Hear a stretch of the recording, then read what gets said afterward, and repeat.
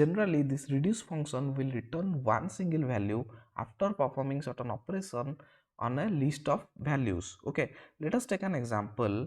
I will create a list here.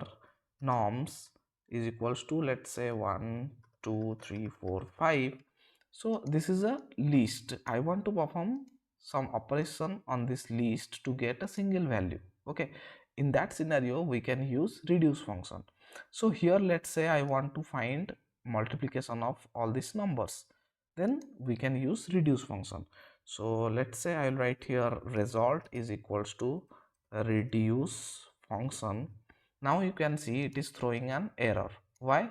Because we cannot use this reduce function directly, because it is defined in a different module, that is your functools module. So we need to import this reduce from functools. So let's import it. I will write here from functools import reduce.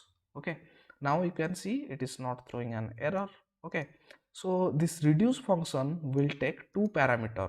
The first one is a function that whatever operation you want to perform, and the second one is the iterable object, that is the list. Okay, so here let's say I will create a function that is fun, and I will pass norms. Okay, now we need to create this function.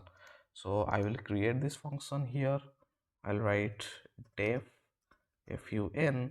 So here I want to find multiplication of all these numbers, so that is why I want to receive two numbers here, and I will simply return multiplication of these two numbers, that is a multiplied with b. Okay, so now let's print the result. I will print the result. Okay, so now if I run this file, then you can see it is printing the result here. Okay, so this is the work of reduce function. Okay, so instead of defining this function over here, you can directly use lambda expression inside this reduce function as well. Okay, so I will show you. Let me clear the terminal, and I will comment this function definition, and here we can directly use lambda function or lambda expression. So I will write here lambda, and then I will receive two numbers, that is a comma b, and colon I want to return a multiplied with b.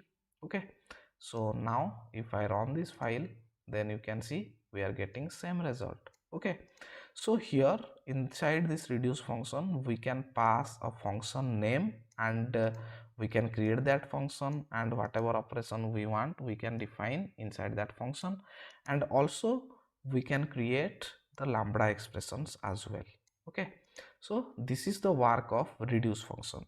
This is it for now. We will continue from this onwards in our next video. Thank you for watching this video.